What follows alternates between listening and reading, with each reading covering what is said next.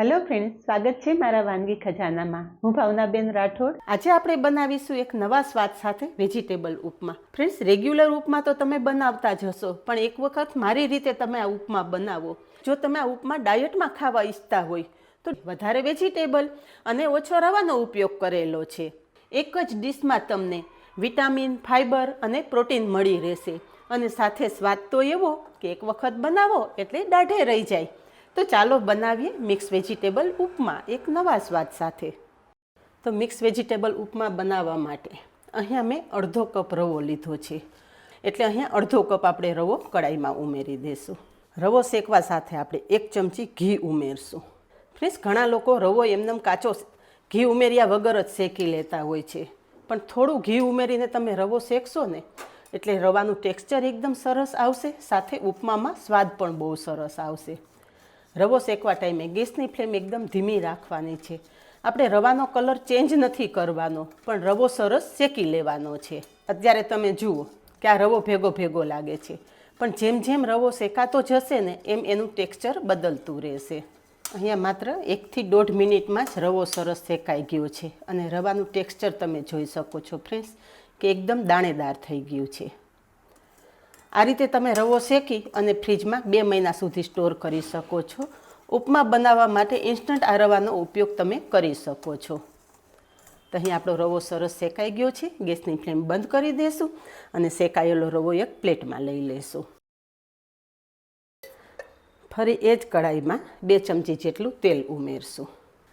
તેલ ગરમ થતાં અહીંયા 20 થી 25 સિંગદાણા લીધા છે, કડાઈમાં ઉમેરી દઈશું.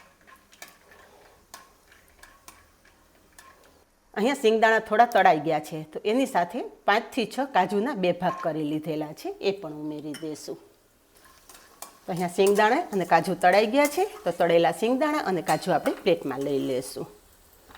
હવે એ જ ગરમ તેલમાં આપણે અડધી ચમચી રાઈ ઉમેરશું.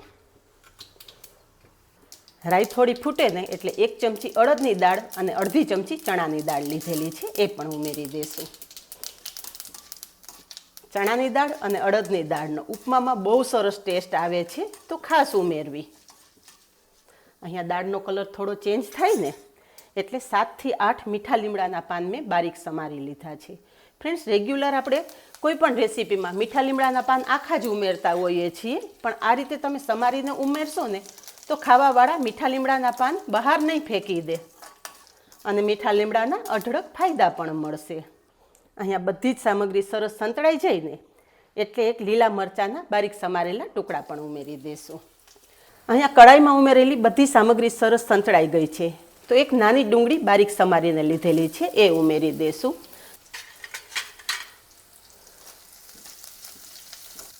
ડુંગળી થોડી સંતળાઈ ને એટલે અડધું ગાજર સમારીને લીધેલું છે, એ પણ ઉમેરી દઈશું. ફ્રેન્ડ્સ, અત્યારે આપણે વેજીટેબલથી ભરપૂર ઉપમા બનાવવાનો છે અને અડધા ગાજર સાથે આપણે થોડા કોનના દાણા પણ ઉમેરશું. અત્યારે મારી પાસે હાજર છે એટલે હું કોન ઉમેરી રહી છું અને સાથે કેપ્સિકમ પણ ઉમેરી દઈશું.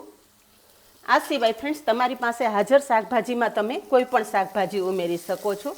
લીલા વટાણા પણ ઉમેરી શકો છો, બટેટા ઉમેરવા હોય તો એ પણ ઉમેરી શકો છો. ગેસની ફ્લેમ એકદમ ધીમી રાખી અને વેજીટેબલ બધા સરસ સાંતળી લેશું. હવે વેજીટેબલ સાથે સ્વાદ પ્રમાણે મીઠું પણ ઉમેરી દઈશું, જેથી વેજીટેબલ ઝડપથી સોફ્ટ થઈ જાય. ફ્રેન્ડ્સ, આજે ઉપમા આપણે એવી રીતે બનાવવાના છે કે એક જ ડીશમાં તમને પ્રોટીન, વિટામિન અને ફાઇબર બધું જ મળી રહેશે. ફ્રેન્ડ્સ, આ ઉપમા એટલો સ્વાદિષ્ટ તૈયાર થશે ને કે તમારું પેટ ભરાશે પણ ખાતા મન નહીં ભરાય. અહીંયા થોડી જ વારમાં વેજીટેબલ સરસ સોફ્ટ થઈ ગયા છે. અહીંયા વેજીટેબલ સંતળાઈ જાય ને પછી પાણી ઉમેરવાનું છે. તો આપણે અડધો કપ રવો લીધેલો, તો 1 કપ પાણી ઉમેરશું. જેટલો રવો હોય ને એના કરતાં ડબલ પાણી ઉમેરવાનું છે. હવે ગેસની ફ્લેમ થોડી ફાસ્ટ કરશું અને પાણીને સરસ ઉકળવા દેશું.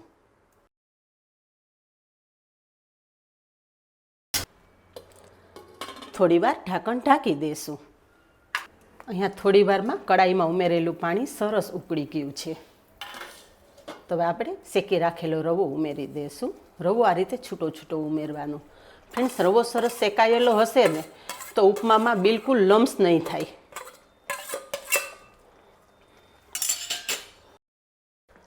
રવો સરસ મિક્સ કરી લેવાનો. અહીંયા તમે જુઓ કે ચમચો ફેરવતા જ રવો વેજીટેબલ સાથે સરસ મિક્સ થઈ ગયો છે. અહીંયા રવો સરસ મિક્સ થઈ જાય ને એટલે ફ્રેન્ડ્સ 50 ગ્રામ જેટલું પનીર મેં છીણીને લીધેલું છે. પનીર પણ ઉમેરી દઈશું. પનીરમાં ભરપૂર માત્રામાં પ્રોટીન હોય છે એટલે પનીર સાથે જો ઉપમા બનાવશો ને તો એકદમ હેલ્ધી ઉપમા તૈયાર થશે.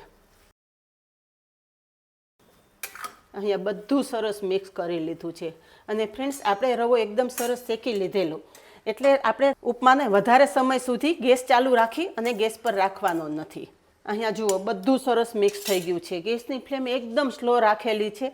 ઢાંકણ ઢાંકી દેશું એટલે વરાળમાં જ ઉપમા સરસ બફાઈ જશે.